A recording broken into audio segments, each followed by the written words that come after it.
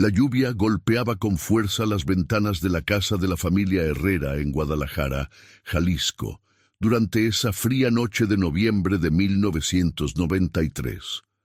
María Elena Herrera, de apenas 22 años, se encontraba en su habitación arreglándose el cabello frente al espejo, preparándose para una cita que cambiaría su destino para siempre. Sus padres, don Rodrigo y doña Carmen, habían salido a visitar a unos familiares, dejándola sola en la casa de 2 pisos ubicada en la colonia americana. El teléfono sonó exactamente a las 8:30 de la noche. María Elena corrió escaleras abajo, sus tacones resonando contra el piso de mosaico. Al otro lado de la línea estaba Roberto Silva, su prometido desde hacía 3 años, con quien planeaba casarse en la primavera siguiente.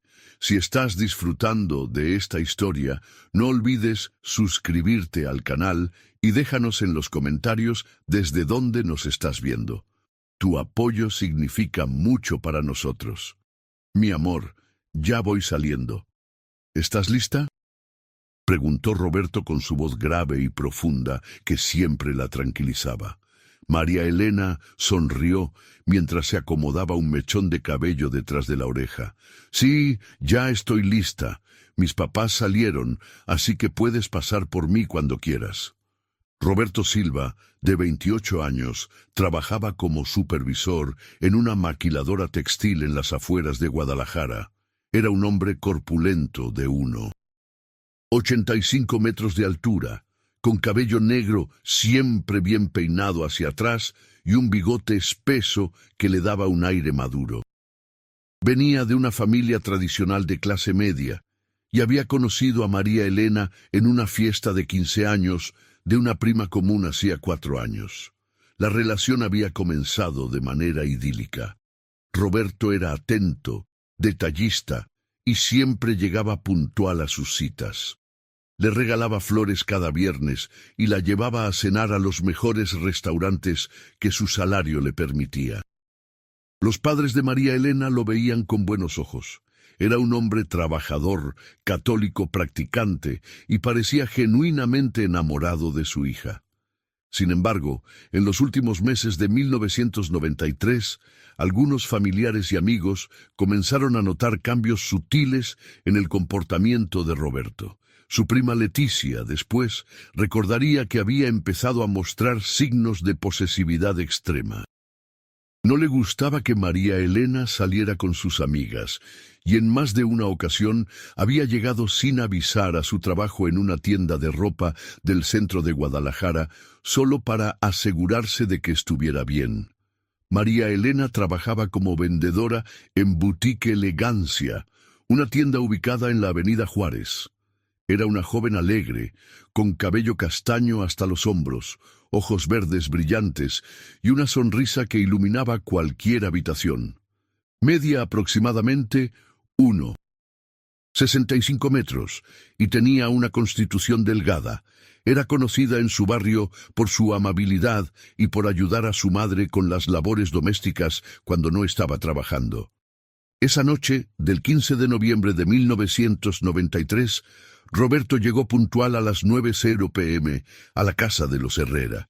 Manejaba un Tsuru azul marino modelo 1991 que había comprado usado el año anterior. María Elena lo esperaba en la sala, vistiendo un vestido floreado de manga larga y unos zapatos de tacón bajo color café. Se había puesto su perfume favorito, Anaís Anaís, y llevaba los aretes de perlas que Roberto le había regalado para su último cumpleaños. «Te ves hermosa», le dijo Roberto al verla, pero su voz sonaba diferente esa noche. Había algo en su tono que María Elena no pudo identificar, una tensión que no había percibido antes. «¿Todo está bien?», le preguntó mientras tomaba su bolsa y se dirigían hacia la puerta. «Sí, todo perfecto. Solo que tengo algo importante que platicarte», respondió Roberto, forzando una sonrisa que no llegó a sus ojos. El plan era ir a cenar a El Rincón Tapatío, un restaurante de comida tradicional mexicana que frecuentaban, y después dar un paseo por el centro histórico de Guadalajara. Subieron al auto y Roberto encendió la radio. Sonaba una balada romántica de Juan Gabriel, pero el ambiente dentro del vehículo estaba cargado de una extraña tensión.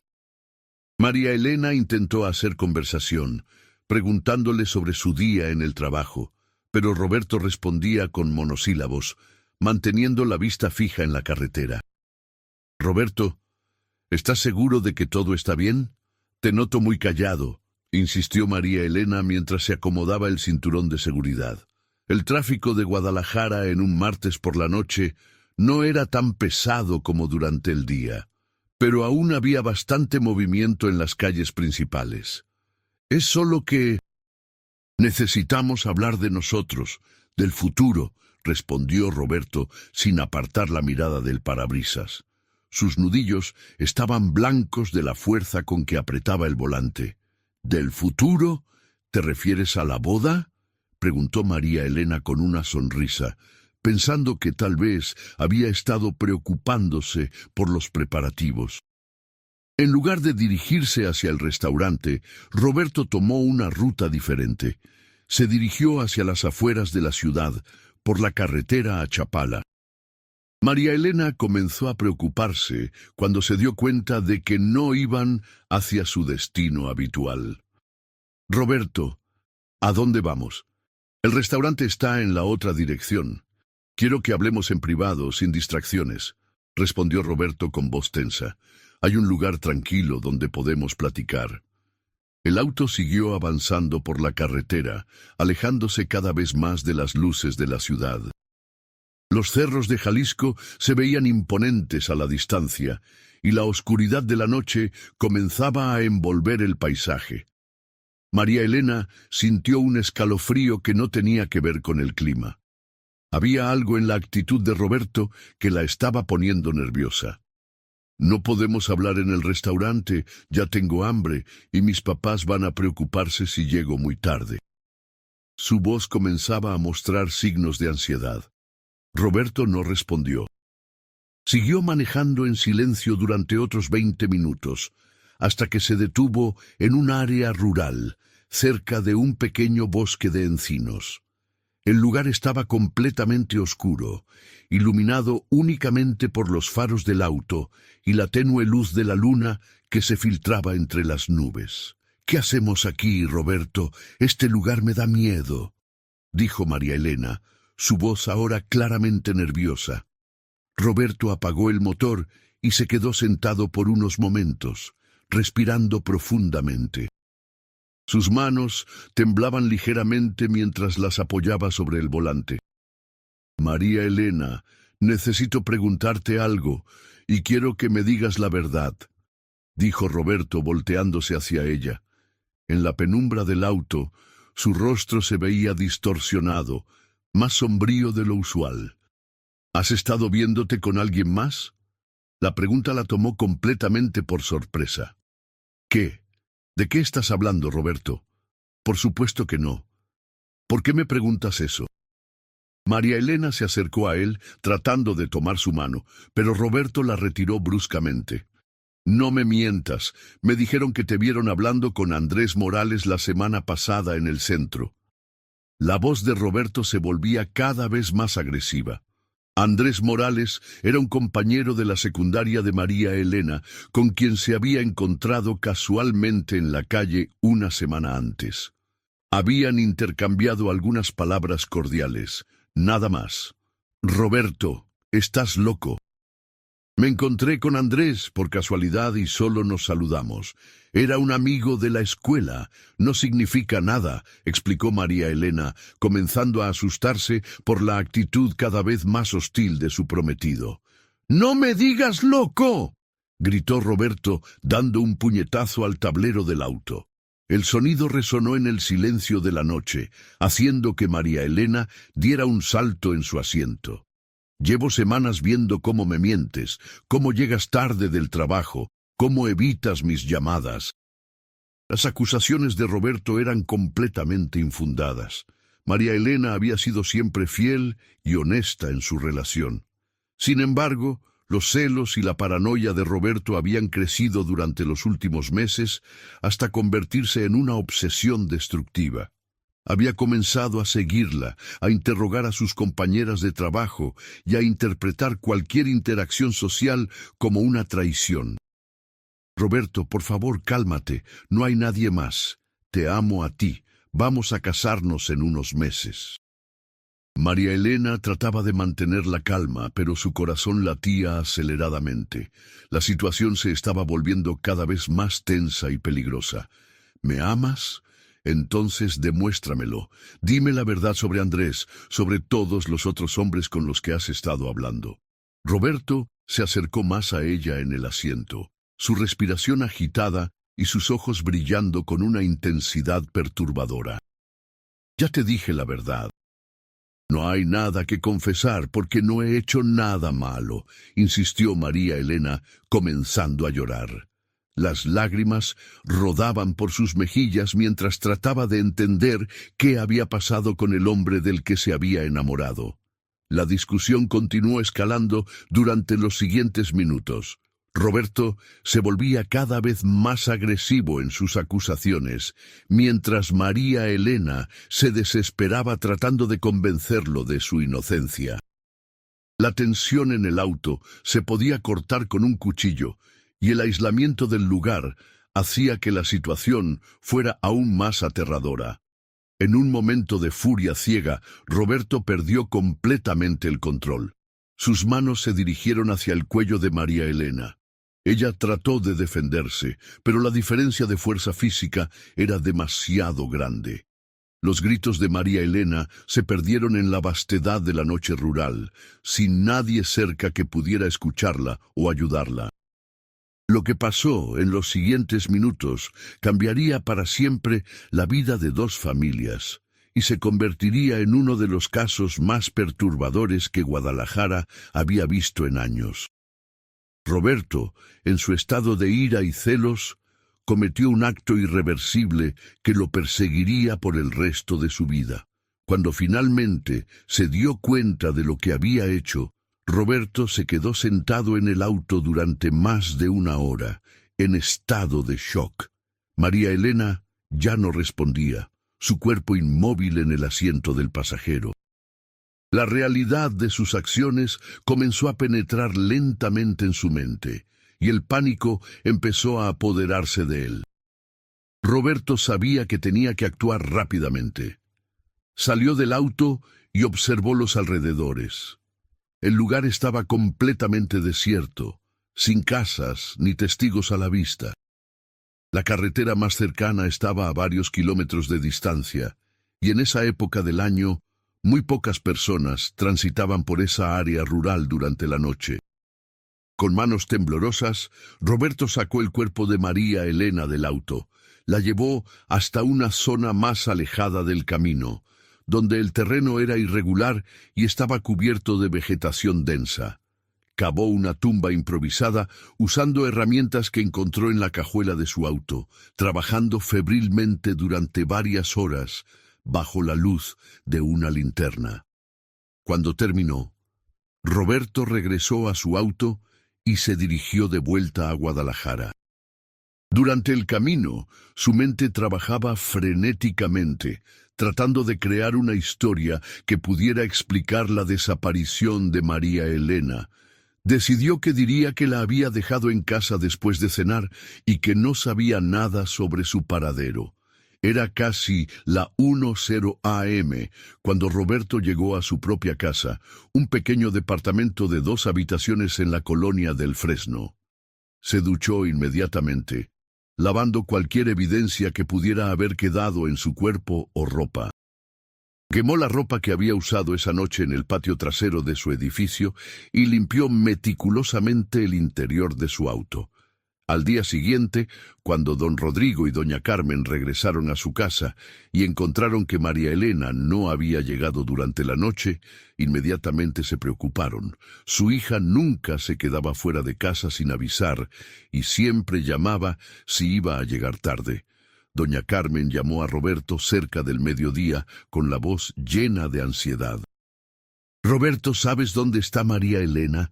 No llegó anoche y estamos muy preocupados.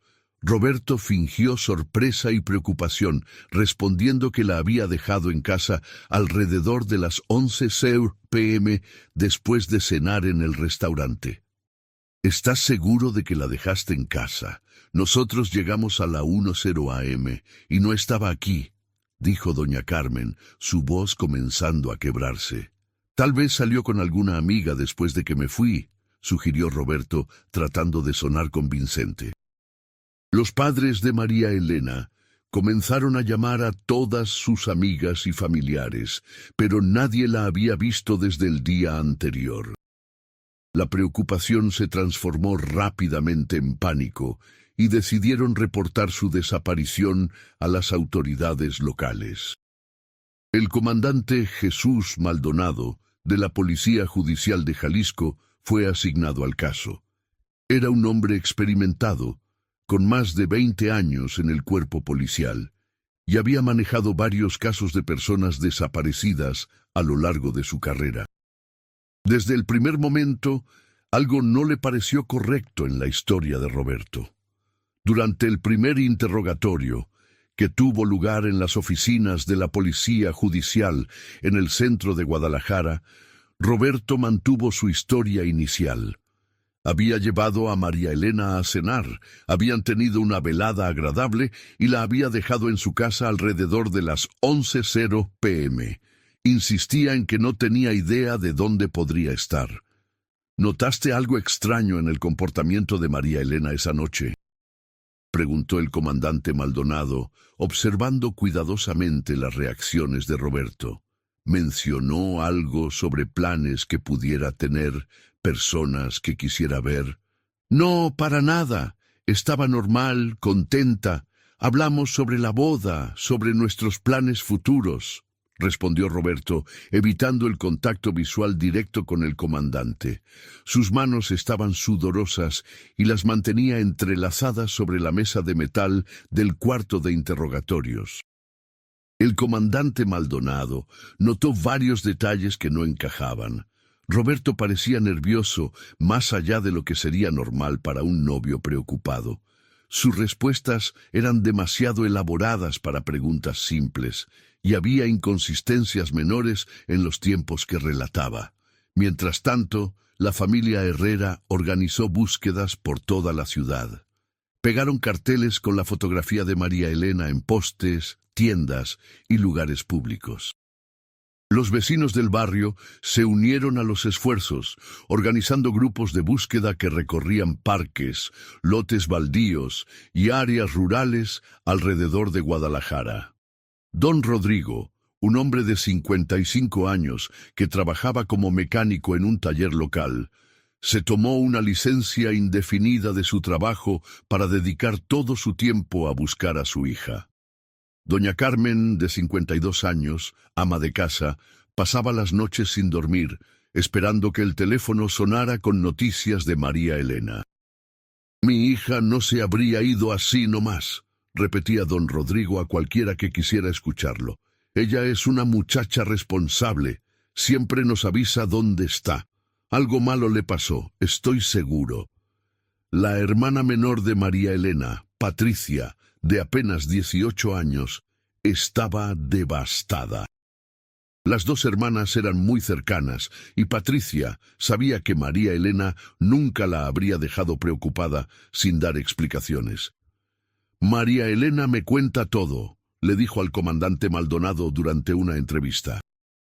«Si hubiera tenido algún problema, me lo habría dicho». Una semana después de la desaparición, el caso comenzó a atraer la atención de los medios locales. El periódico El Informador publicó un artículo en primera plana con el titular «Joven desaparece misteriosamente en Guadalajara». La historia incluía fotografías de María Elena y detalles sobre las circunstancias de su desaparición. La cobertura mediática generó varias llamadas telefónicas a la policía. Algunas personas reportaron haber visto a una joven que coincidía con la descripción de María Elena en diferentes partes de la ciudad, pero cuando los investigadores siguieron estas pistas, todas resultaron ser casos de identidad equivocada. Roberto, por su parte, participaba activamente en las búsquedas públicas. Se presentaba en las reuniones familiares, ayudaba a pegar carteles y mantenía una fachada de novio desesperado y preocupado. Sin embargo, quienes lo conocían bien comenzaron a notar cambios en su comportamiento. Leticia, la prima de María Elena, le comentó al comandante Maldonado que Roberto parecía demasiado calmado para alguien cuya prometida había desaparecido. Cuando mi primo se perdió por unas horas siendo niño, yo estaba histérica, dijo Leticia. Roberto actúa como si estuviera preocupado, pero hay algo que no me convence. El comandante Maldonado decidió intensificar la investigación sobre Roberto. Ordenó vigilancia discreta de sus movimientos y comenzó a investigar más profundamente su relación con María Elena. Entrevistó a compañeros de trabajo de ambos, amigos comunes y vecinos. Una de las compañeras de trabajo de María Elena en la boutique, Carmen Vázquez, reveló información importante durante su entrevista. En las últimas semanas, María Elena me había comentado que Roberto estaba actuando de forma extraña, dijo Carmen. Se había vuelto muy celoso. La llamaba constantemente al trabajo y un día llegó sin avisar solo para ver con quién estaba hablando. Esta información confirmó las sospechas del comandante Maldonado. Los celos obsesivos de Roberto proporcionaban un posible motivo para la desaparición de María Elena. Sin embargo, necesitaba evidencia concreta para poder acusarlo de algún delito. 2 semanas después de la desaparición, Roberto cometió su primer error significativo. Durante una búsqueda organizada en un área rural al sur de Guadalajara, sugirió que no perdieran tiempo buscando en esa zona específica porque María Elena nunca habría ido por ahí sola. Su conocimiento aparentemente específico sobre las preferencias de ubicación de María Elena levantó sospechas. El comandante Maldonado decidió someter a Roberto a un segundo interrogatorio más intensivo. Esta vez, lo citó un viernes por la tarde y le informó que necesitaba aclarar algunos detalles de su declaración anterior. Roberto, necesito que me expliques exactamente qué hicieron esa noche. Dime paso a paso todo lo que recuerdas, dijo el comandante, adoptando un tono más directo y confrontativo que en el primer interrogatorio. Roberto comenzó a relatar nuevamente su historia, pero esta vez había pequeñas diferencias en los detalles.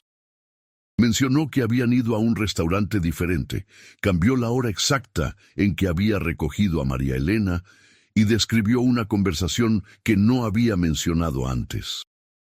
En tu primera declaración dijiste que la recogiste a las 9:00 p.m. Ahora dices que fueron las 9:30. ¿Cuál es la hora correcta?, preguntó el comandante Maldonado, tomando notas detalladas de cada inconsistencia. Ah, sí, tienes razón, fueron las 9:30. Me confundí porque estaba muy nervioso, respondió Roberto, comenzando a sudar visiblemente. Es que han sido días muy difíciles, comandante. No he dormido bien desde que desapareció. El interrogatorio continuó durante 3 horas. Con cada pregunta, Roberto se ponía más nervioso y sus respuestas se volvían menos coherentes. El comandante Maldonado había desarrollado una técnica efectiva para detectar mentiras a lo largo de sus años de experiencia, y todos sus instintos le decían que Roberto estaba ocultando algo importante. Sin embargo, las sospechas no eran suficientes para hacer una acusación formal.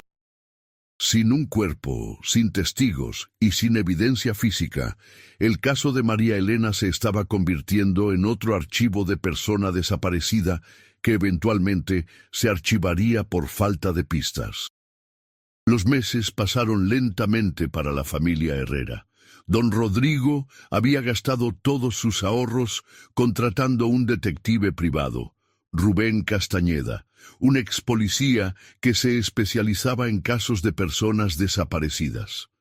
Castañeda trabajó durante 4 meses siguiendo diferentes pistas, pero tampoco pudo encontrar evidencia concreta sobre el paradero de María Elena. «He visto muchos casos como este», le dijo Castañeda a don Rodrigo durante su última reunión en marzo de 1994. «La mayoría de las veces, cuando una persona desaparece sin dejar rastro, es porque alguien cercano está involucrado. Pero sin evidencia es imposible proceder». Roberto, mientras tanto, había comenzado a reconstruir su vida. Siguió trabajando en la maquiladora, mantuvo contacto esporádico con la familia Herrera para saber si había noticias y gradualmente comenzó a salir con otras mujeres. Su comportamiento sugería el de alguien que había superado una tragedia y estaba tratando de seguir adelante. Sin embargo, el peso de su secreto comenzó a afectarlo psicológicamente. Roberto empezó a tener pesadillas frecuentes, episodios de ansiedad y momentos en los que sentía que María Elena lo estaba observando. El sentimiento de culpa, aunque suprimido durante el día, emergía con fuerza durante las noches. En agosto de 1994, Roberto decidió mudarse de Guadalajara. Le dijo a su familia y amigos que había conseguido un mejor trabajo en Ciudad de México, pero la realidad era que no podía soportar seguir viviendo en el mismo lugar donde había cometido el crimen. Cada esquina de la ciudad le recordaba a María Elena y a lo que había hecho. Roberto se estableció en la colonia Doctores, en Ciudad de México, donde consiguió trabajo en otra maquiladora textil. Adoptó una identidad parcialmente nueva, diciendo a sus nuevos conocidos que era soltero y que venía de Michoacán en lugar de Jalisco. Trataba desesperadamente de dejar atrás su pasado y comenzar una nueva vida. Durante los siguientes meses, Roberto logró mantener una fachada de normalidad en su nueva vida. Conoció a una mujer llamada Ana Sofía Ramírez, de 25 años, que trabajaba como secretaria en una oficina gubernamental. Ana Sofía era una mujer amable y confiada, que se enamoró rápidamente del aparente encanto y atención de Roberto. La relación con Ana Sofía progresó rápidamente. Roberto parecía desesperado por experimentar amor genuino nuevamente, como si una nueva relación pudiera borrar de alguna manera el horrible acto que había cometido.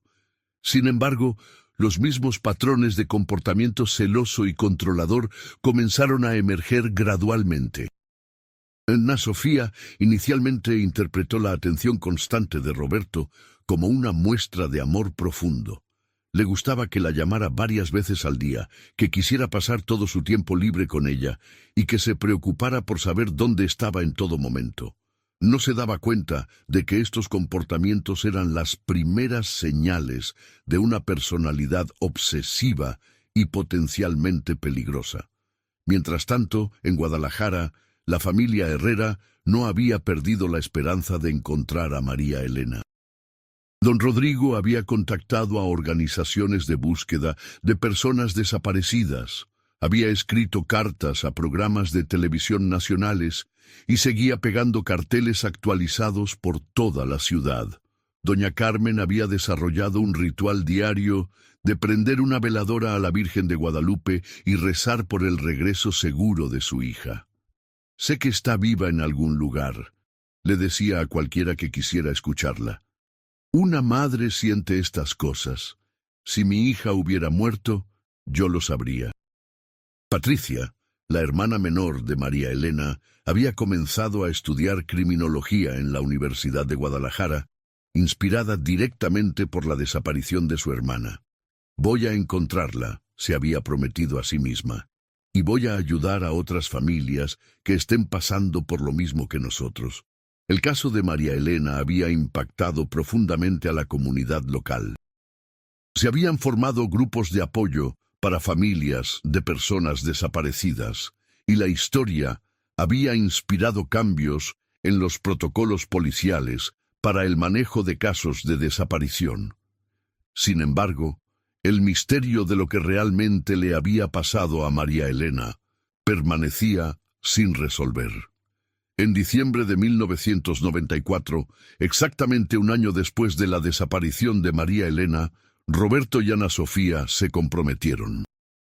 Roberto había propuesto matrimonio durante una cena romántica en un restaurante elegante de la Zona Rosa en Ciudad de México. Ana Sofía había aceptado emocionada, sin tener idea de que el hombre que amaba era capaz de violencia extrema. Los preparativos para la boda comenzaron inmediatamente. Roberto parecía ansioso por casarse lo antes posible, como si el matrimonio pudiera proporcionar algún tipo de legitimidad o normalidad a su nueva identidad. Fijaron la fecha para febrero de 1995, apenas 2 meses después del compromiso. Sin embargo, a medida que se acercaba la fecha de la boda, Roberto comenzó a experimentar episodios cada vez más severos de ansiedad y culpa. Las pesadillas se volvieron más frecuentes e intensas. En sus sueños, María Elena aparecía constantemente preguntándole por qué la había matado, por qué había destruido a su familia. Una noche, Roberto despertó gritando el nombre de María Elena. Ana Sofía, asustada, trató de despertarlo y calmarlo. «¿Quién es María Elena?», le preguntó, pero Roberto le dijo que había sido solo una pesadilla sin significado. Ana Sofía no estaba completamente convencida, pero decidió no presionar el tema. Los episodios de ansiedad de Roberto se intensificaron durante las semanas previas a la boda. Comenzó a beber más alcohol de lo usual. Tenía dificultades para concentrarse en el trabajo y en ocasiones se quedaba mirando al vacío por largos periodos de tiempo. Ana Sofía estaba preocupada, pero interpretó estos síntomas como nervios normales antes del matrimonio. Una semana antes de la boda, Roberto tuvo lo que solo puede describirse como una crisis nerviosa completa. Durante una discusión menor con Ana Sofía sobre los arreglos florales, Roberto explotó en un ataque de ira desproporcionado, gritando y rompiendo objetos en su departamento. Ana Sofía quedó aterrorizada al ver esta faceta de su prometido que nunca había presenciado antes. «¡No me presiones! ¡No sabes por lo que he pasado!», gritó Roberto con los ojos inyectados de sangre y las manos temblando. «He hecho cosas terribles, cosas que no puedes imaginar». Ana Sofía se encerró en el baño, asustada y confundida por esta explosión repentina de violencia. Después de calmarse, Roberto se disculpó profusamente con Ana Sofía, explicando que había tenido mucho estrés en el trabajo y que no había dormido bien. Le prometió que nunca volvería a suceder, y Ana Sofía, aunque choqueada, decidió darle el beneficio de la duda. Sin embargo, la semilla de la duda había sido plantada. Ana Sofía comenzó a preguntarse si realmente conocía al hombre con quien estaba a punto de casarse. Empezó a notar otros comportamientos extraños. Roberto nunca hablaba de su pasado en detalle, no tenía fotografías de su vida anterior y evitaba las conversaciones sobre su familia en Jalisco. 2 días antes de la boda, Ana Sofía tomó una decisión que cambiaría el curso de los eventos. Decidió llamar a la hermana de Roberto en Guadalajara para invitarla personalmente a la ceremonia. Roberto le había dado el número, diciendo que su hermana no podría asistir por problemas de salud, pero Ana Sofía quería extender la invitación de todas formas. La hermana de Roberto, Esperanza Silva, se sorprendió mucho al recibir la llamada. «¿Roberto se va a casar?», preguntó, obviamente confundida. «¿No te dijo que su novia María Elena desapareció hace más de un año?» Toda la familia pensaba que él estaba demasiado devastado para pensar en otras relaciones. Esta revelación dejó a Ana Sofía completamente conmocionada. Roberto nunca le había mencionado a María Elena, nunca había hablado de una novia anterior, y mucho menos de una que había desaparecido misteriosamente. Esperanza le contó toda la historia. El compromiso, la desaparición, las búsquedas y cómo Roberto había desaparecido súbitamente de Guadalajara poco después. Ana Sofía, no sé qué tipo de hombre es mi hermano ahora, le dijo Esperanza con voz preocupada. Después de lo que pasó con María Elena, cambió completamente. Se volvió muy reservado, casi paranoico, y luego simplemente se fue sin decir adiós apropiadamente a nadie. Esa noche, Ana Sofía confrontó a Roberto sobre María Elena. Roberto inicialmente negó conocer a alguien con ese nombre, pero cuando Ana Sofía le dijo que había hablado con su hermana, Roberto se derrumbó completamente. Sí, María Elena era mi novia, admitió Roberto, hundiendo la cabeza entre sus manos. Pero no pude decírtelo, porque es demasiado doloroso. Ella desapareció y nunca supimos qué le pasó. Me vine a México porque no podía soportar estar en Guadalajara sin ella. Ana Sofía quedó devastada por la mentira, pero también sintió compasión por el dolor aparente de Roberto. ¿Por qué no me dijiste esto antes? Vamos a casarnos en 2 días y no sabía nada sobre la mujer más importante de tu pasado, porque tenía miedo de que me dejaras, respondió Roberto, comenzando a llorar. Tenía miedo de que pensaras que estoy dañado, que no puedo amar a nadie más, pero te amo a ti, Ana Sofía, quiero pasar el resto de mi vida contigo. La conversación continuó durante horas. Roberto elaboró una historia sobre su relación con María Elena, describiendo cómo habían estado profundamente enamorados y cómo su desaparición lo había devastado emocionalmente. Pintó un retrato de sí mismo como una víctima de las circunstancias, un hombre que había perdido a su gran amor de manera inexplicable. Ana Sofía, aunque herida por la mentira, decidió proceder con la boda. Razonó que Roberto había pasado por un trauma terrible y que su reticencia a hablar del tema era comprensible. No podía imaginar que el hombre del que se había enamorado fuera capaz de algo siniestro. La boda se realizó según lo planeado, pero fue una ceremonia pequeña y tensa. La familia de Roberto no asistió, oficialmente por la distancia y los costos de viaje, pero Ana Sofía comenzó a sospechar que había otras razones. Roberto parecía nervioso durante toda la ceremonia, constantemente mirando por encima del hombro, como si esperara que alguien apareciera. Los primeros meses del matrimonio fueron difíciles. Roberto continuaba teniendo pesadillas, y Ana Sofía comenzó a notar que a menudo hablaba durante el sueño, mencionando el nombre de María Elena y diciendo frases como «lo siento» y «no quise hacerlo». Cuando Ana Sofía le preguntaba al respecto, Roberto decía que no recordaba sus sueños. El comportamiento controlador de Roberto también se intensificó después del matrimonio.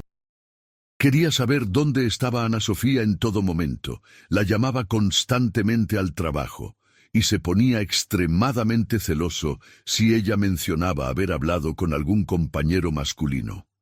Ana Sofía comenzó a sentirse asfixiada y atemorizada.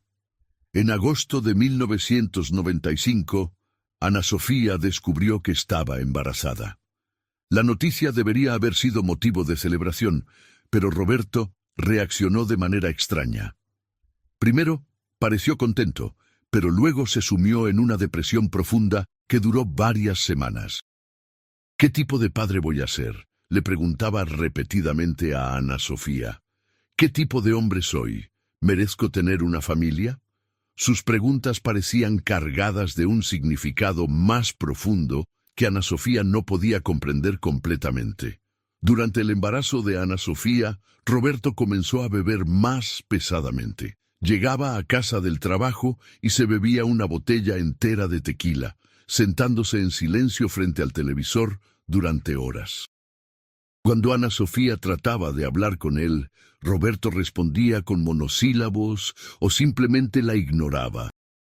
Una noche de octubre de 1995, Roberto llegó a casa especialmente borracho.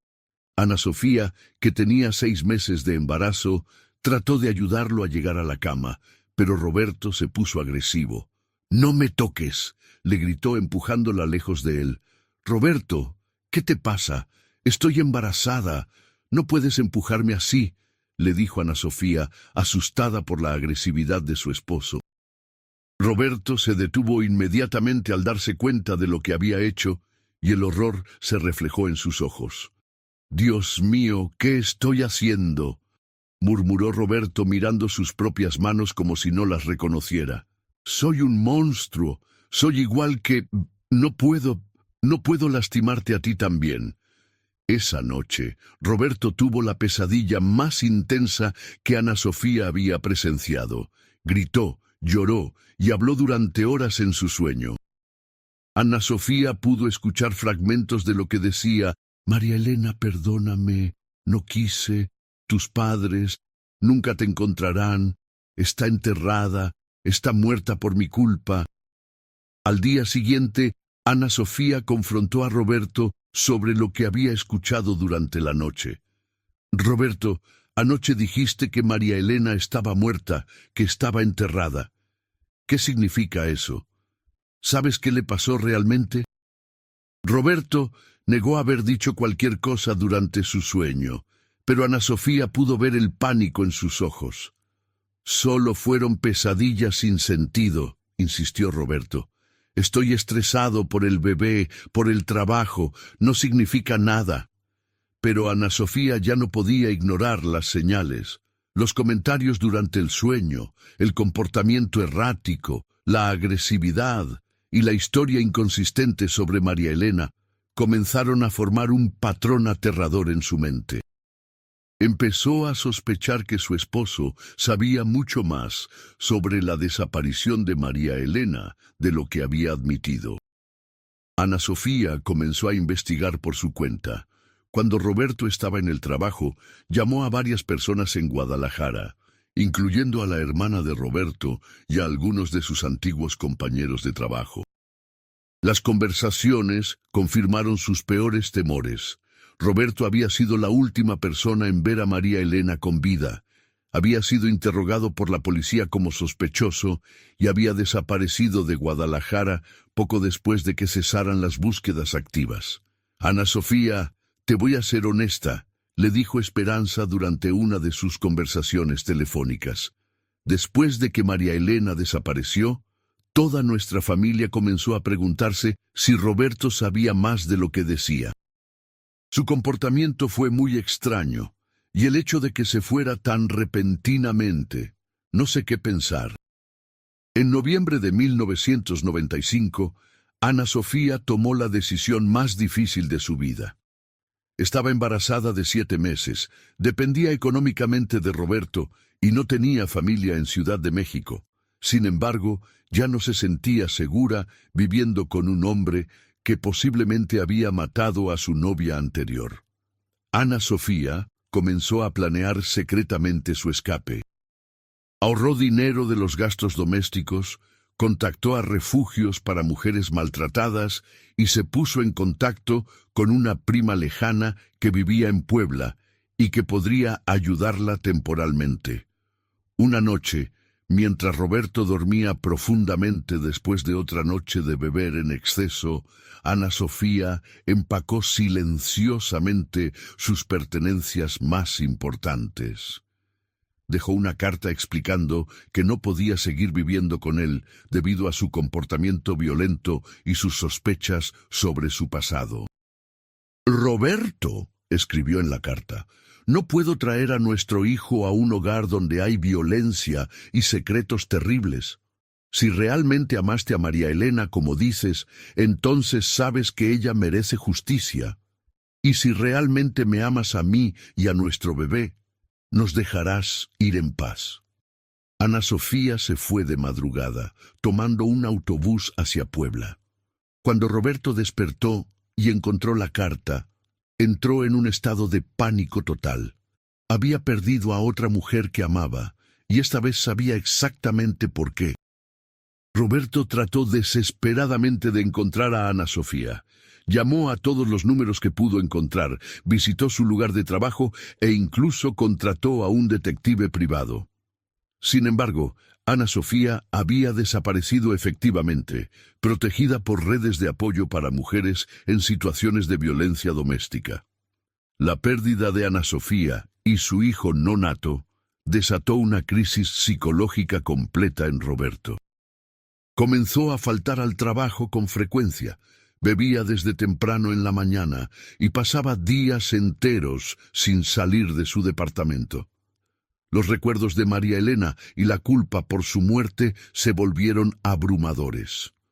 En diciembre de 1995, exactamente 2 años después de la muerte de María Elena, Roberto tomó una decisión que cambiaría todo.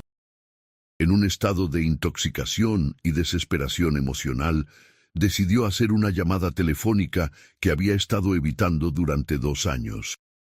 Era una noche fría de diciembre, cuando Roberto, con una botella de tequila casi vacía a su lado, marcó el número de la casa de los Herrera en Guadalajara.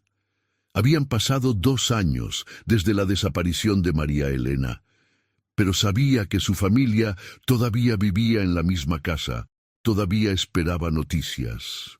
El teléfono sonó varias veces antes de que alguien contestara. Era la voz de doña Carmen, cansada pero esperanzada, como si cada llamada telefónica pudiera traer noticias de su hija desaparecida. «Bueno», dijo doña Carmen. Roberto se quedó en silencio por varios segundos, luchando con las palabras que había estado practicando mentalmente durante días. Finalmente, con voz distorsionada por el alcohol y la emoción, habló. «Señora Herrera, sé lo que le pasó a María Elena». Doña Carmen casi dejó caer el teléfono. «¿Quién habla? ¿Dónde está mi hija? Está bien. María Elena está muerta», dijo Roberto, las palabras saliendo de su garganta como cristales rotos. «La maté yo». «Fue un accidente, pero la maté. Lo siento mucho». Del otro lado de la línea se escuchó un grito ahogado, seguido por el sonido del teléfono cayendo al suelo. Roberto pudo escuchar a doña Carmen gritando el nombre de su esposo, luego pasos corriendo y voces confusas en el fondo. Don Rodrigo tomó el teléfono. «¿Quién es usted? ¿Qué le hizo a mi hija?». Su voz temblaba de ira y desesperación. «Soy Roberto Silva. Era el novio de María Elena. La maté la noche que desapareció. Perdí el control. Estaba celoso. Pensé que me estaba engañando. No quise matarla, pero sucedió». Roberto lloraba ahora, las palabras saliendo entre sollozos. «¿Dónde está el cuerpo de mi hija?», preguntó don Rodrigo, su voz volviéndose más fría y controlada. «¿Dónde la enterraste?». Roberto les dio direcciones detalladas hacia el lugar donde había enterrado a María Elena 2 años antes. Describió el área rural cerca de la carretera a Chapala, los árboles de encino y las características específicas del terreno que les permitirían encontrar la tumba improvisada. «Merezco ir a la cárcel», continuó Roberto. «Merezco morir por lo que hice, pero no podía seguir viviendo con este secreto. Su hija era una buena persona, y ustedes merecían saber la verdad». La llamada duró aproximadamente 10 minutos.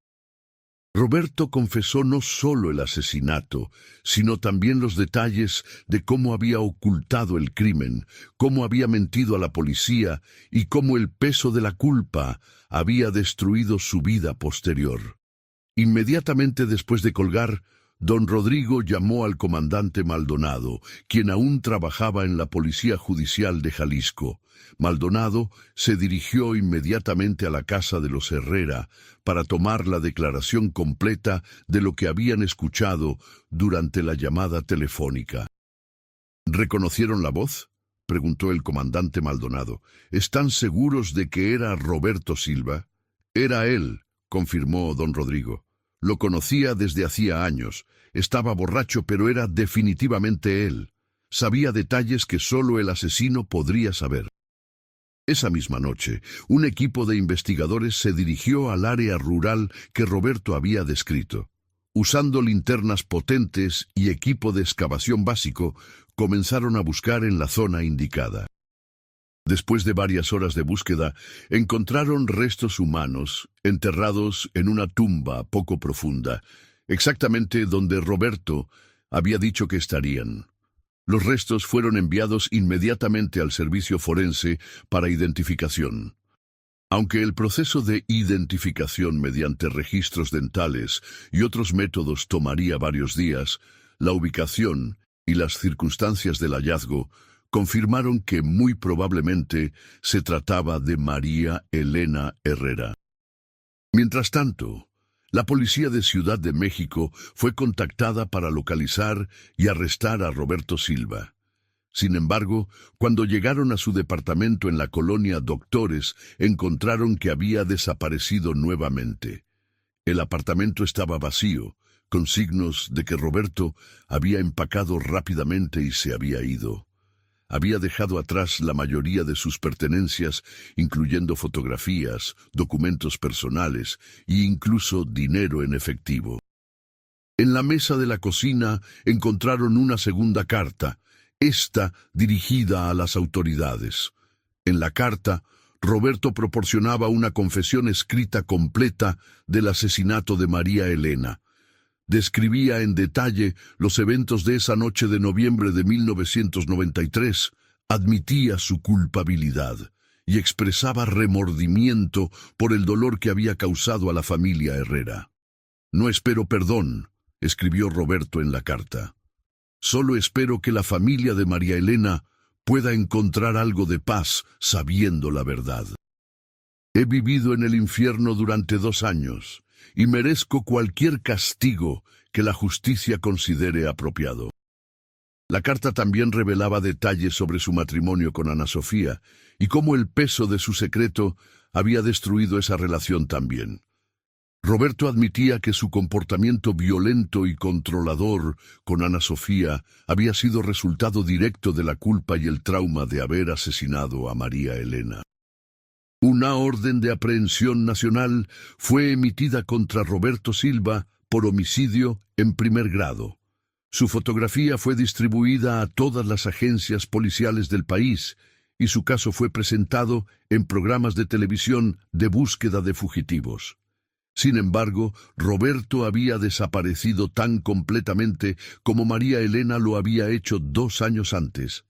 No utilizó tarjetas de crédito, no contactó a su familia y no fue visto en ninguno de sus lugares conocidos de trabajo o residencia. Los restos encontrados fueron oficialmente identificados como los de María Elena Herrera una semana después del hallazgo. La familia finalmente pudo darle el entierro que había merecido, y cientos de personas de la comunidad asistieron al funeral para mostrar su apoyo. Don Rodrigo y doña Carmen experimentaron una mezcla de alivio y dolor renovado. Por un lado, finalmente sabían qué había pasado con su hija y podían comenzar el proceso de duelo apropiado. Por otro lado, la confirmación de que había sido asesinada por alguien en quien habían confiado hacía que el dolor fuera aún más profundo. «Al menos ahora sabemos», dijo doña Carmen durante el funeral. «María Elena puede descansar en paz y nosotros podemos comenzar a sanar. Pero Roberto Silva debe pagar por lo que hizo». Patricia, quien había completado sus estudios en criminología, se dedicó a trabajar con la policía en el caso de su hermana. Su conocimiento académico combinado con su motivación personal la convirtió en una investigadora determinada y efectiva. Los meses pasaron sin señales de Roberto. La policía siguió varias pistas falsas, reportes de avistamientos en diferentes ciudades del país, pero ninguna condujo a su captura. Roberto parecía haber desaparecido tan completamente como si nunca hubiera existido. En marzo de 1996, 3 meses después de su confesión telefónica, llegó la pista que finalmente conduciría a resolver el caso completamente. Un pescador en un pueblo costero de Veracruz reportó haber encontrado un cuerpo flotando en el mar cerca de la playa. El cuerpo fue identificado como el de Roberto Silva a través de registros dentales y una cicatriz distintiva en su brazo izquierdo que había resultado de un accidente laboral años antes. Roberto había estado muerto por aproximadamente 2 meses, lo que sugería que se había suicidado poco después de hacer la confesión telefónica.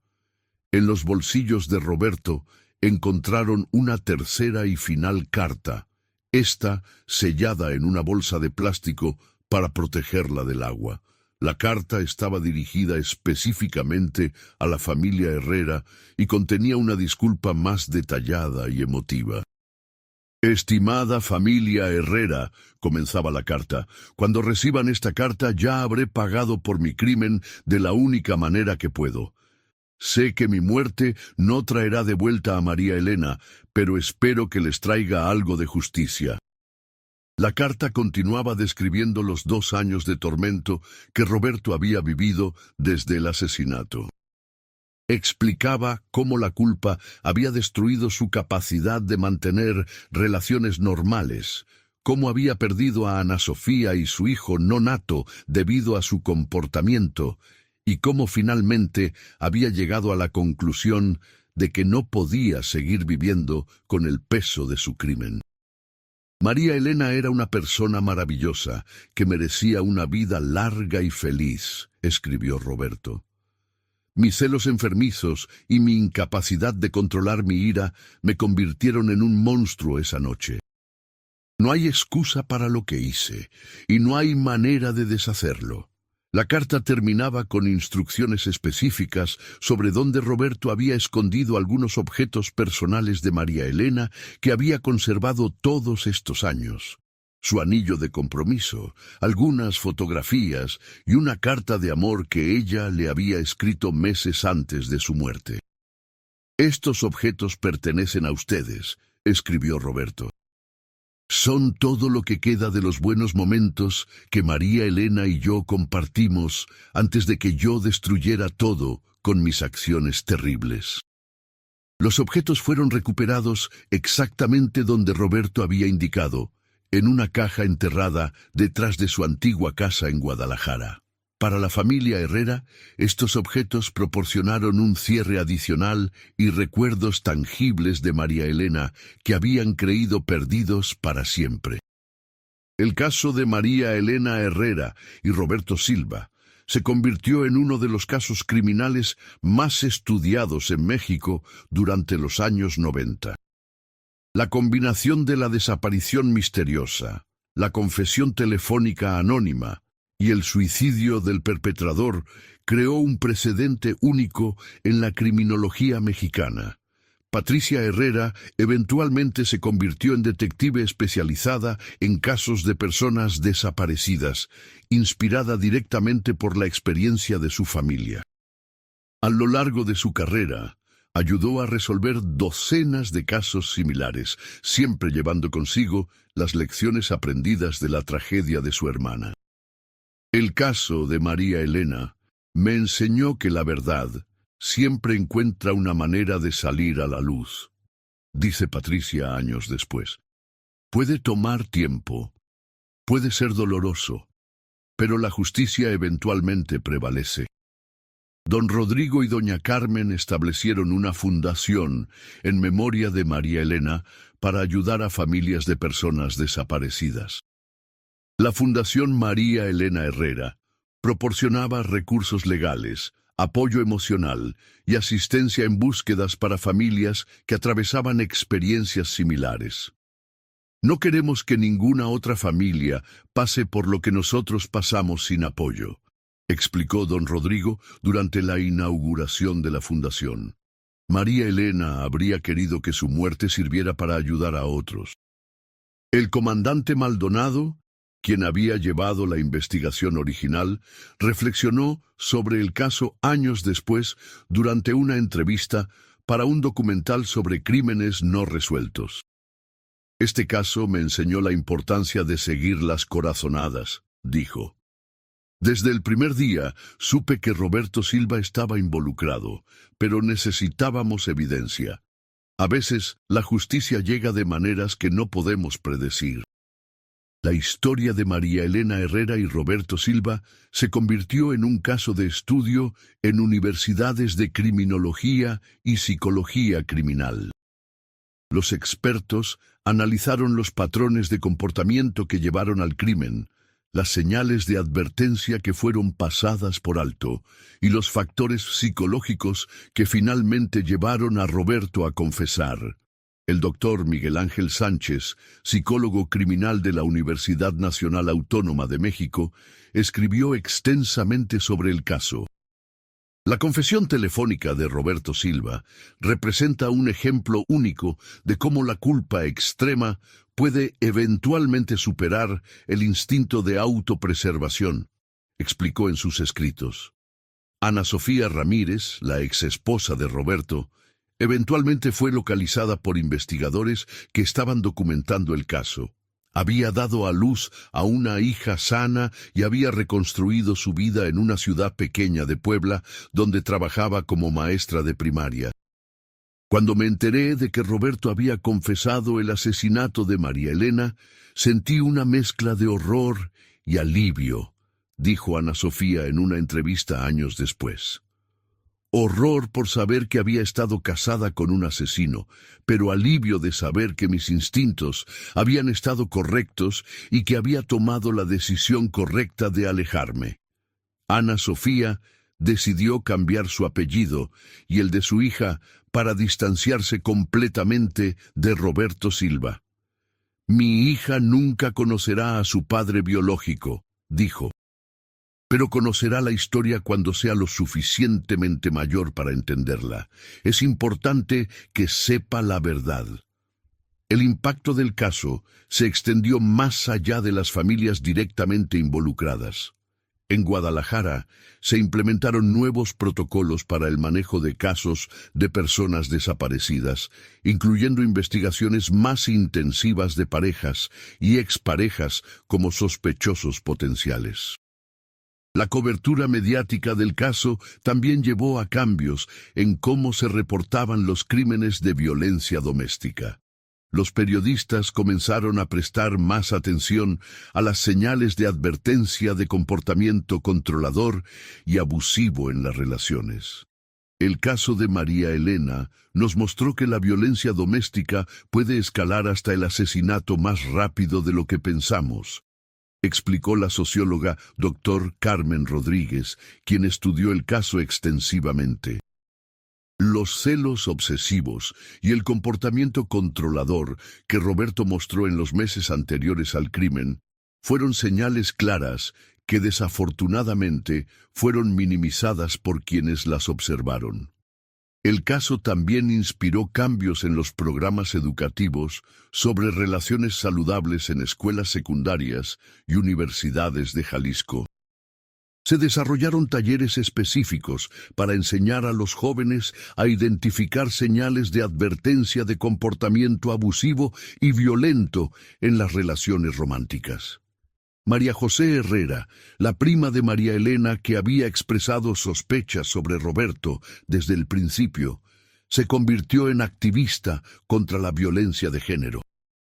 Si hubiera insistido más en mis sospechas, si hubiera hablado más fuerte sobre lo que veía, tal vez María Elena estaría viva hoy, reflexionó años después. Su trabajo activista se centró en empoderar a mujeres y familiares para que confíen en sus instintos cuando algo no se siente correcto en una relación. Las señales estaban ahí, enfatizaba en sus charlas. Roberto era posesivo, celoso, controlador. Pero en esa época muchas personas veían estos comportamientos como signos de amor intenso en lugar de advertencias de peligro. En 1998, 3 años después de la resolución del caso, se erigió un monumento en honor a María Elena en el Parque Central de su colonia en Guadalajara. La placa dice simplemente, en memoria de María Elena Herrera, 1971-1993, su luz continúa brillando en las vidas que tocó. El monumento se convirtió en un lugar de reflexión no solo para la familia Herrera, sino para toda la comunidad. Cada año, en el aniversario de la desaparición de María Elena, se realiza una vigilia donde familias de otras víctimas de violencia doméstica se reúnen para honrar la memoria de sus seres queridos. El trabajo de la Fundación María Elena Herrera creció significativamente durante los años siguientes. Para el año 2000, habían ayudado a resolver más de 50 casos de personas desaparecidas y habían proporcionado apoyo a más de 200 familias en situaciones similares. Cada caso que ayudamos a resolver es una victoria para María Elena, dice doña Carmen, quien a los 65 años sigue activamente involucrada en el trabajo de la Fundación. Su muerte no fue en vano, si podemos usar su historia para salvar otras vidas. Don Rodrigo, por su parte, se especializó en trabajar con padres de víctimas masculinas. Los hombres a menudo no sabemos cómo expresar nuestro dolor, explica. Necesitamos espacios seguros donde podamos llorar, donde podamos admitir que nos sentimos perdidos sin nuestras hijas. El impacto psicológico del caso en la familia Herrera fue profundo y duradero.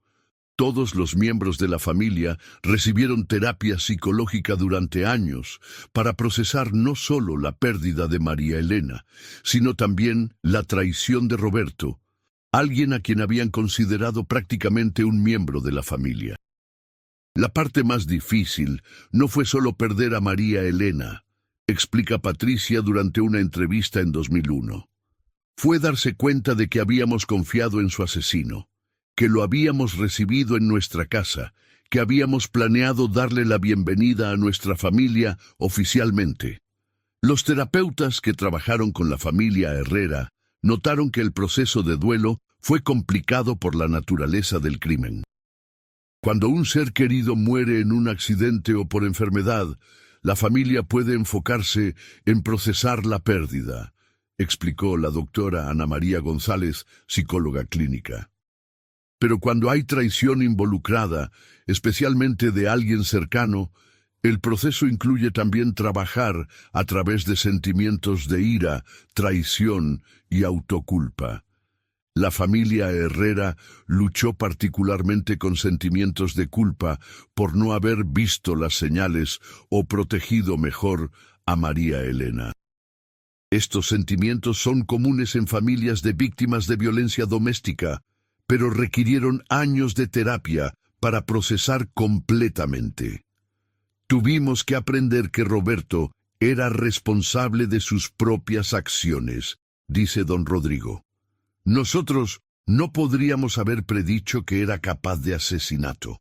Incluso las señales de comportamiento controlador que vimos las interpretamos como celos normales de novio. El caso de María Elena también tuvo un impacto significativo en la carrera del comandante Maldonado. Su manejo del caso y su persistencia en mantener a Roberto Silva como sospechoso principal, a pesar de la falta inicial de evidencia, fue reconocido como un ejemplo de excelente trabajo policial. El comandante Maldonado nunca dejó de creer que Roberto estaba involucrado, recuerda Patricia. Cuando otros investigadores comenzaron a explorar otras teorías, él mantuvo el enfoque en Roberto. Su instinto fue crucial para eventualmente resolver el caso. Maldonado fue promovido a jefe de la División de Homicidios de la Policía Judicial de Jalisco en 1997, en parte debido a su trabajo en el caso Herrera.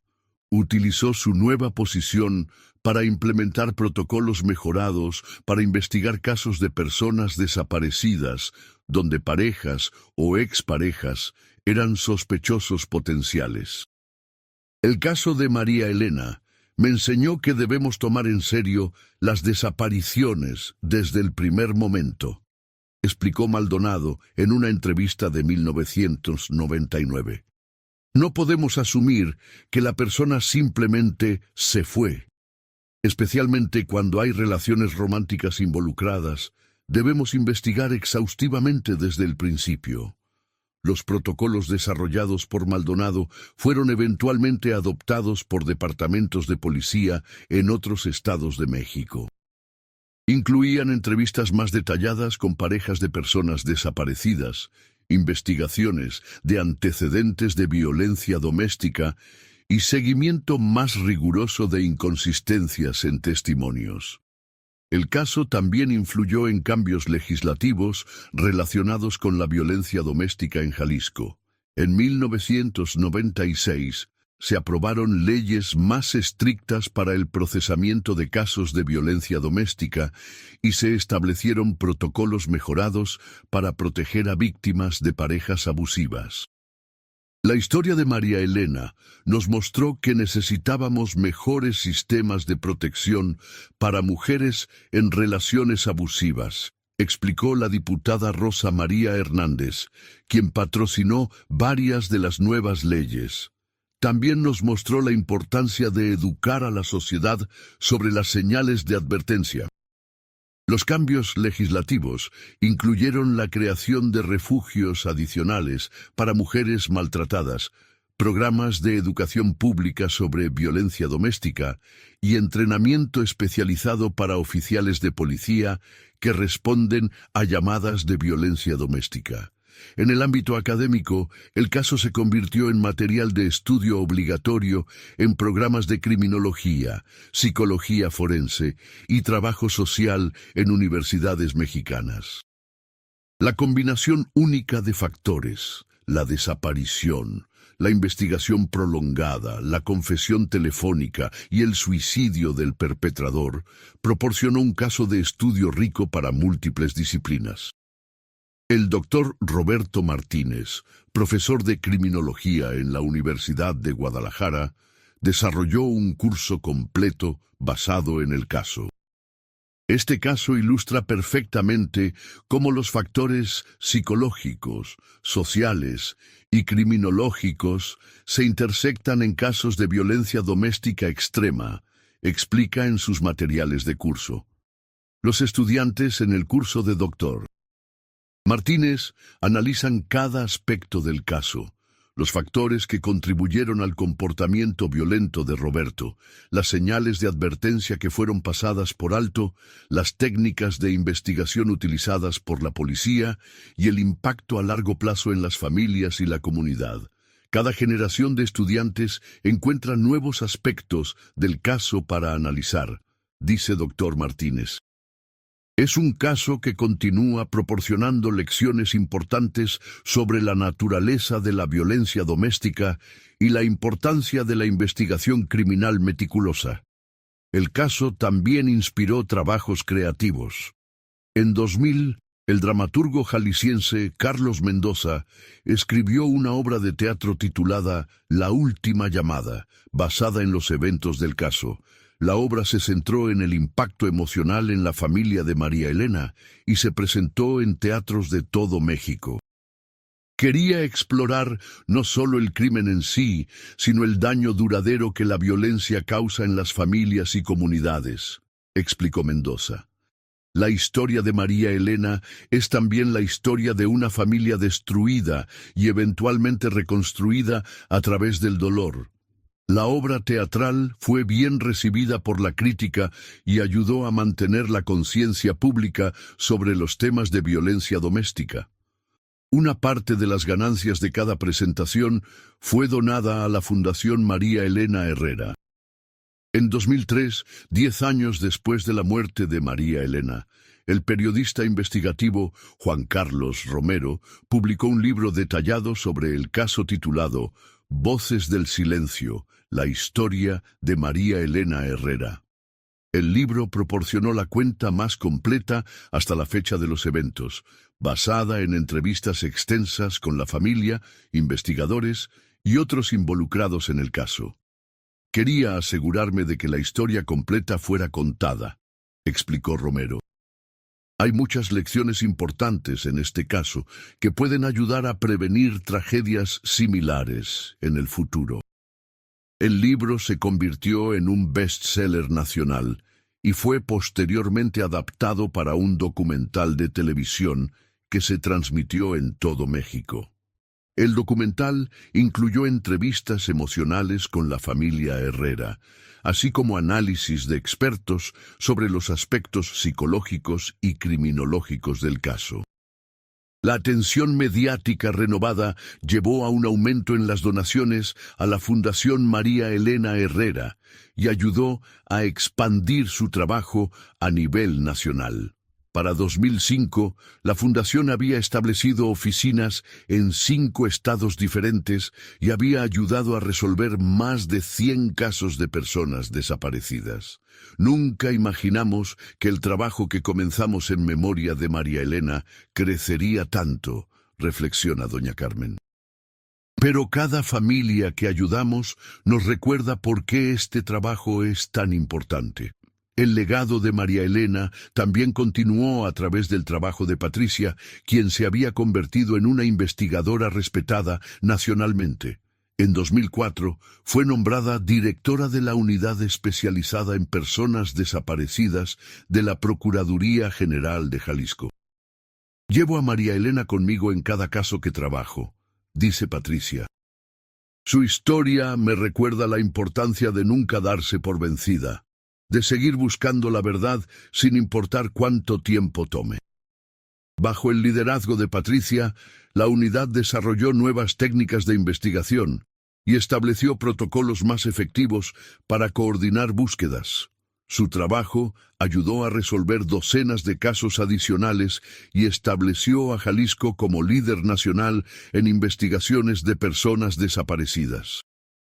En 2005, 12 años después de la muerte de María Elena, Ana Sofía Ramírez, ahora Ana Sofía Torres, después de casarse nuevamente, decidió contactar a la familia Herrera.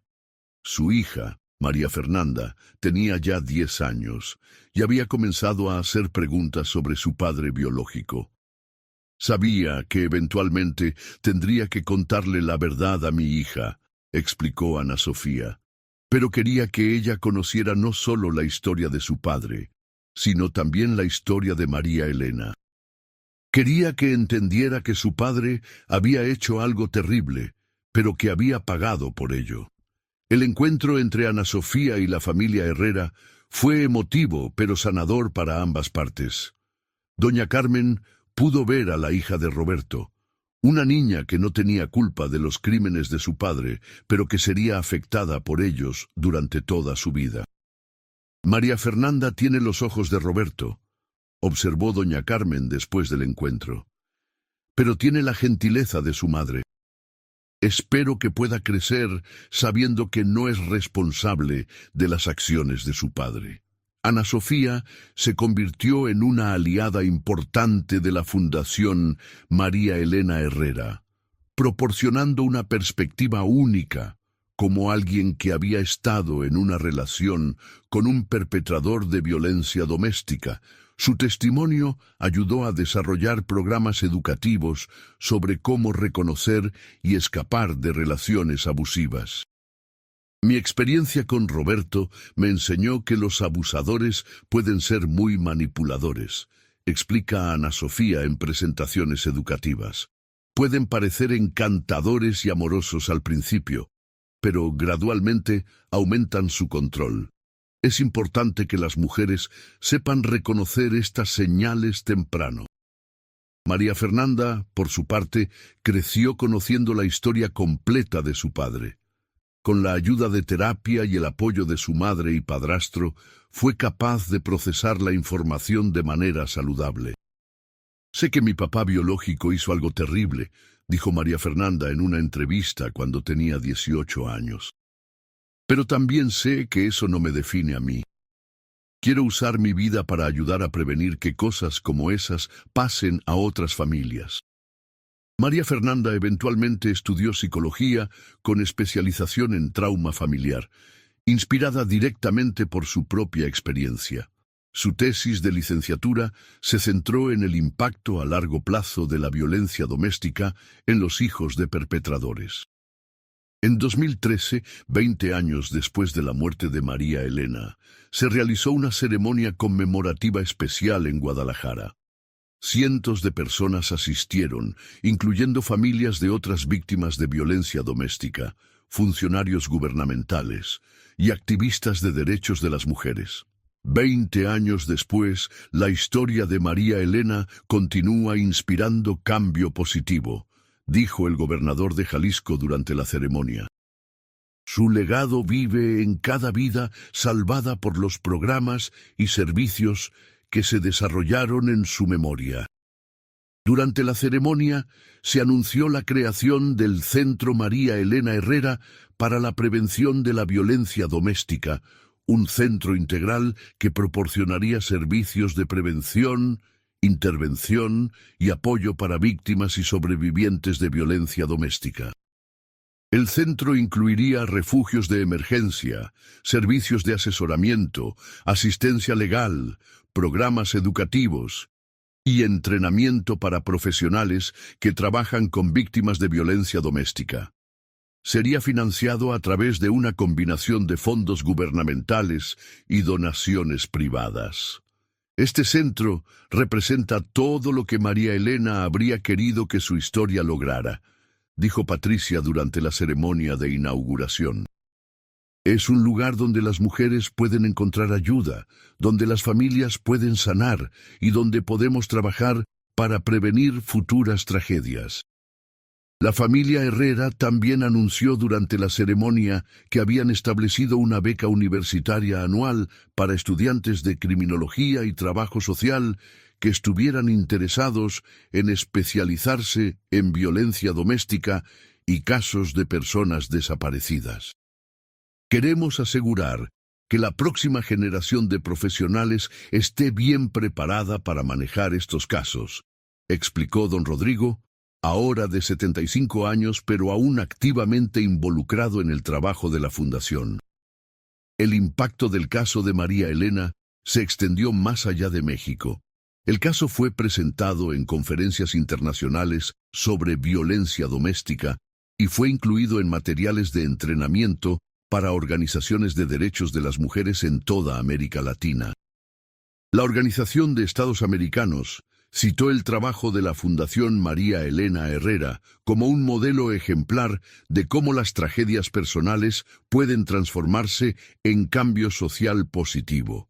El caso fue incluido en un reporte de 2015 sobre mejores prácticas en la lucha contra la violencia de género.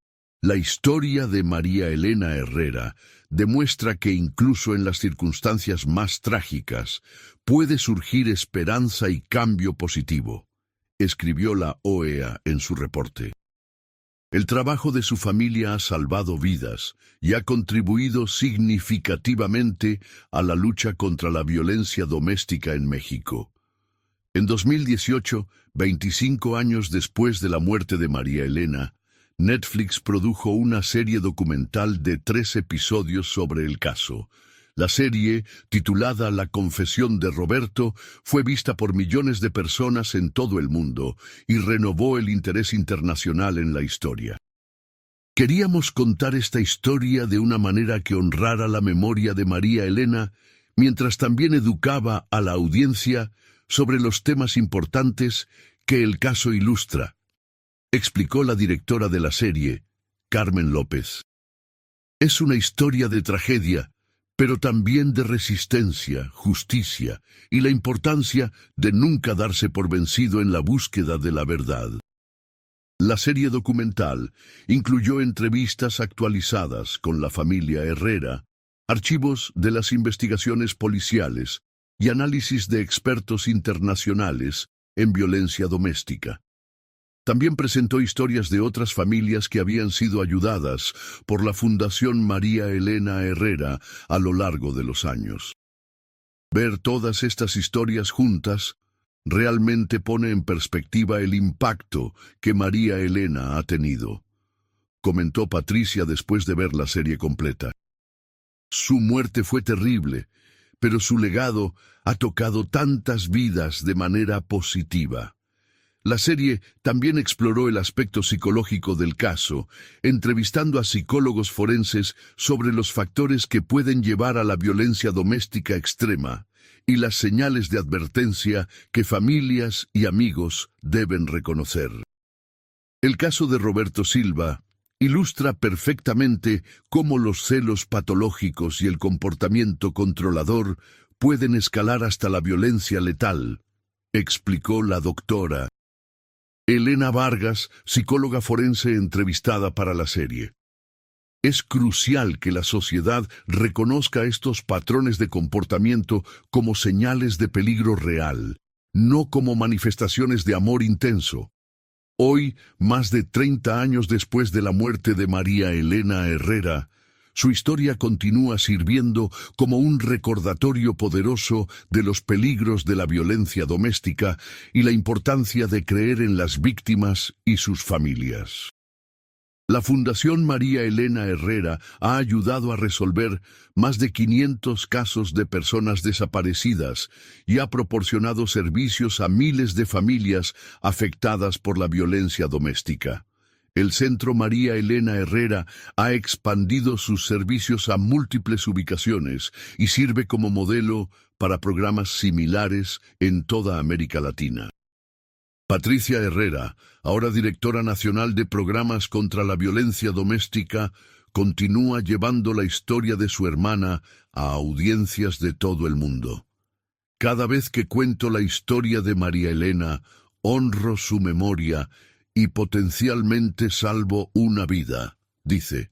Ese es el poder de la verdad, incluso cuando esa verdad es dolorosa. Don Rodrigo y doña Carmen, ahora en sus 80 años, siguen activamente involucrados en el trabajo de la Fundación. Han visto a su dolor transformarse en propósito y su pérdida convertirse en una fuerza para el cambio positivo. María Elena habría tenido 54 años este año, reflexiona doña Carmen. A menudo me pregunto qué tipo de vida habría tenido, si habría tenido hijos, cómo habría sido como madre. Pero también sé que a través de nuestro trabajo, ella ha tocado más vidas de las que podría haber tocado en una vida normal. La historia de María Elena Herrera, una joven cuya vida fue brutalmente cortada por los celos y la violencia, pero cuya muerte se convirtió en un catalizador para el cambio social, continúa resonando hoy. Su legado vive no solo en el trabajo de su familia, sino en cada vida salvada, cada caso resuelto y cada mujer que encuentra la fuerza para escapar de una relación abusiva. La confesión telefónica de Roberto Silva, que llegó 2 años después de su crimen, finalmente trajo justicia para María Elena y su familia. Pero más importante, esa confesión y la respuesta de la familia Herrera a su tragedia ha continuado salvando vidas durante más de 3 décadas. La voz de María Elena, silenciada por la violencia en 1993, encontró nueva vida a través del trabajo incansable de aquellos que la amaron. Y en cada mujer ayudada, cada caso resuelto, cada vida salvada, esa voz continúa hablando, recordándonos que incluso en la oscuridad más profunda, la luz de la esperanza y la justicia puede prevalecer.